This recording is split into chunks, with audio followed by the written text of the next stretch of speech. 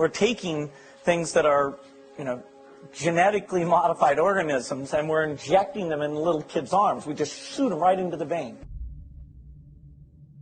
Gates' business strategies came under fire in 1998 when the United States Department of Justice sued Microsoft for antitrust violations. This is tape 3 of the videotape deposition of Bill Gates on September. During the 18-month trial, Gates gave hours of videotape testimony. What were the non-Microsoft browsers that you were concerned about in January of 1996? That month. Yes, sir. And what about it? What non-Microsoft browsers were you concerned about in January of 1996? I don't know what you mean concerned. What is it about the word concerned that you don't understand?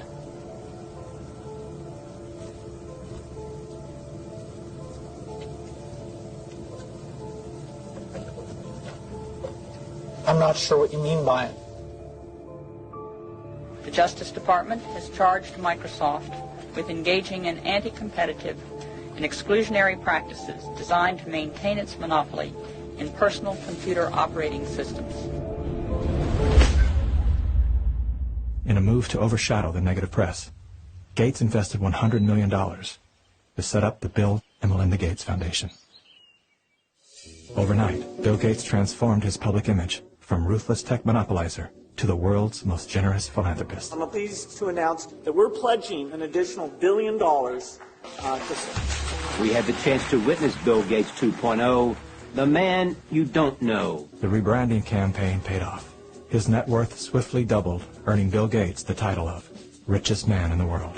You've invested $10 billion in vaccinations over the last 2 decades, and you figured out the return on investment for that. It kind of stunned me. Can you walk us through the math? In a Wall Street essay, Bill Gates declared vaccines the best investment I've ever made. There's been over a 20-to-1 return. So if you just look at the economic benefits, that's a pretty strong number compared to anything else. The Gates Foundation expanded rapidly into a massive, vertically integrated, multinational corporation, controlling every step in a supply chain that reaches from its Seattle-based boardrooms to the villages of Africa and Asia. Is the world's largest private philanthropy causing harm? The Bill and Melinda Gates Foundation has made millions of dollars each year from companies blamed for many of the same social and health problems the foundation seeks to address. The Gates Foundation has investments in 69 of the worst polluting companies in the U.S. and Canada. Other companies in the foundation's portfolio have been accused of transgressions, including forcing thousands of people to lose their homes, supporting child labor, defrauding and neglecting patients in need of medical care. The Gates Foundation has not provided details. William H. Gates III and Melinda French Gates. As a top donor to both the WHO and the CDC, no one man has more power than Bill Gates to influence and control the health and medical freedom of all people. Normalcy only returns when we've largely vaccinated the entire global population. This will be the new normal until a vaccine is developed. Until we find a vaccine, going back to normal means putting lives at risk. We need to produce it and to deploy it in every single corner of the world. Full vaccination of our children and pregnant women. Development of new vaccines, therapeutics and diagnostics. Before effective vaccines and therapeutics are developed.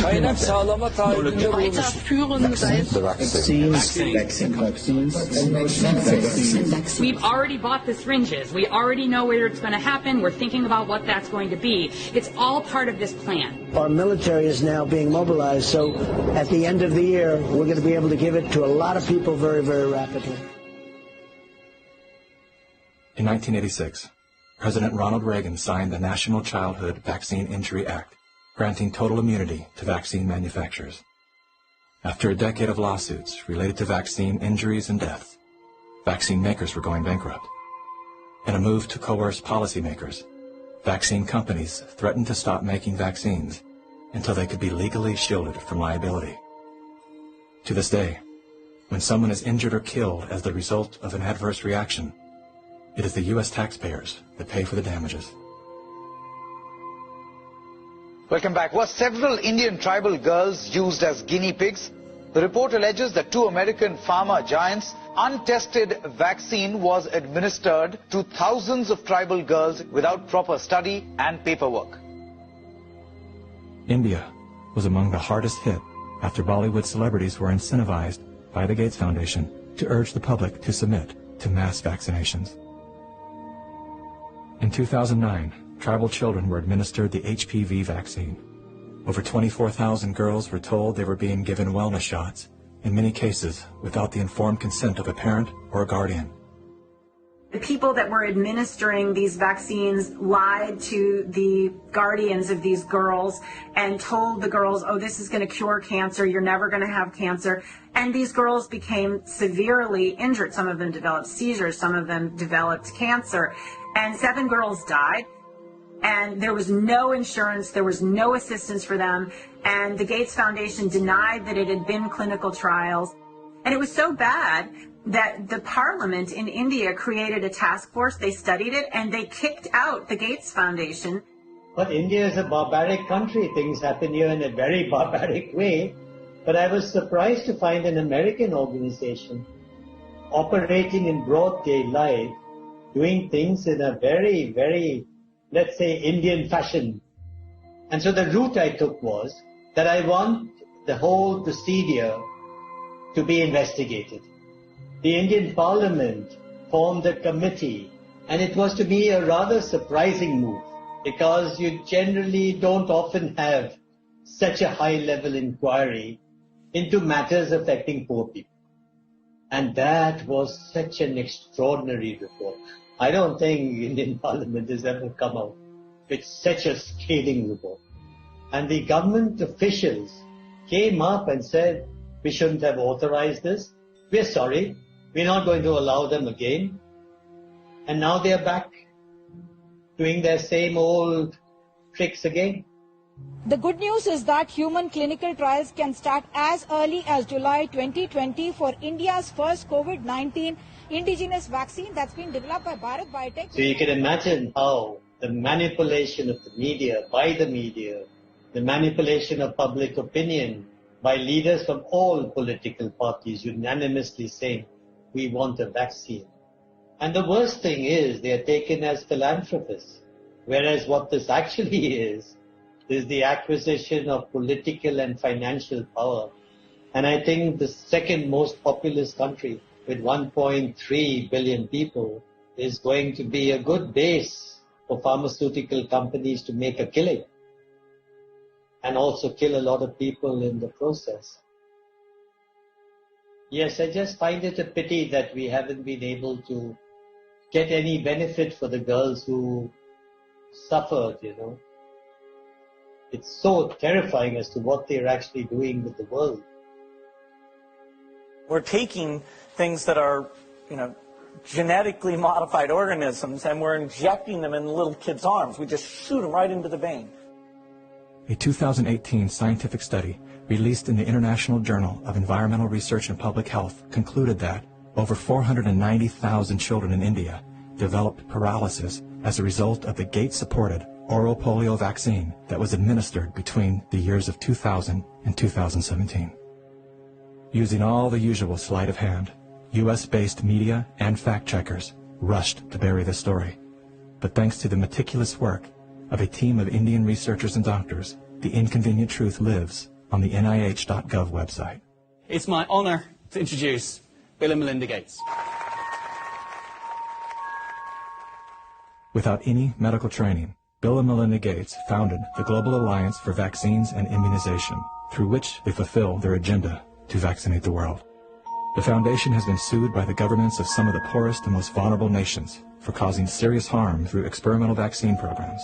If you just look at healthcare workers around the world, they deserve to get the vaccine first. Here in the United States, really it's going to be black people who really should get it first, and many indigenous people. Vaccines were always taught to us that it was safe, it was healthy, this is things that we had to do.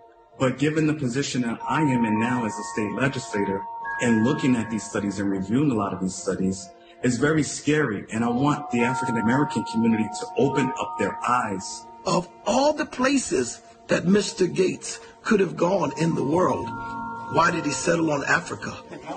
It's not because he cares about people that look like me. He cares about an agenda. African bodies have been used as lab rats for many years for Big Pharma. They are using us for trials, they are using us for testing, but as an African, I say no more.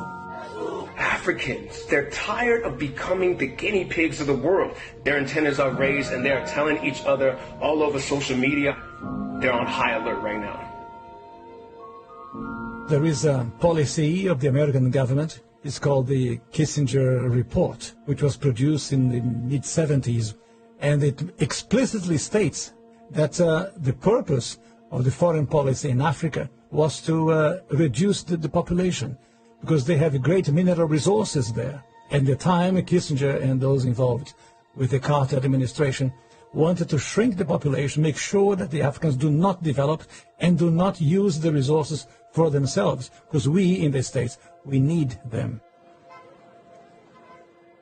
There is a concerted effort of foreign powers to control the population of Africa. Some children did survive the botched vaccinations last month and will recover, but 15, all under the age of 5, died from fever, vomiting, and diarrhea. Human errors contributed to the unfortunate deaths of the children. How can you believe Big Pharma but not believe these parents when they tell you that their children have been injured by Big Pharma? I don't care how big this corporate machine looks. As a parent, I can tell you, these people will never stop fighting for their kids.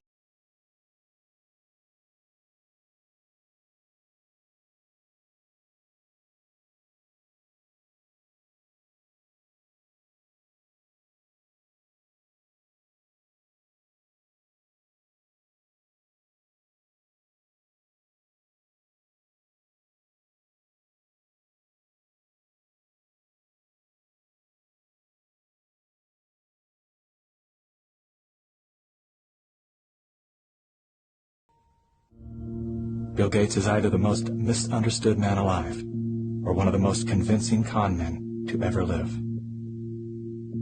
Is he a benevolent hero or a malevolent opportunist? Bill Gates.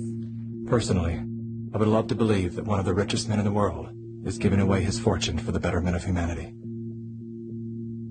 I want to believe that endearing smile. I want to believe that his heart is as soft and warm as his sweaters. At the very least, I want to believe that he's unaware of the damage he's done.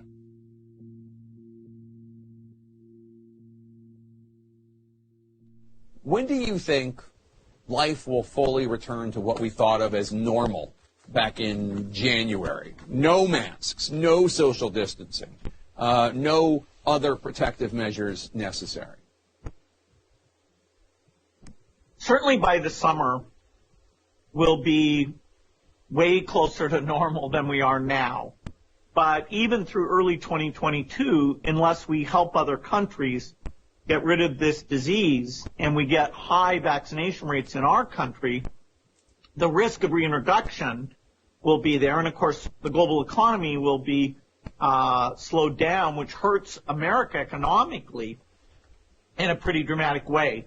So we'll have, starting in the summer, about 9 months where a few things like big public gatherings will still be restricted. But, we can see now that somewhere between 12 to 18 months, we have a chance, if we manage it well, to get back to normal. For the world at large, normalcy only returns when we've largely vaccinated the entire global population. And, well, this won't be the last pandemic that we face. So we'll have to prepare for the next one. That, I'd say is, will get attention this time.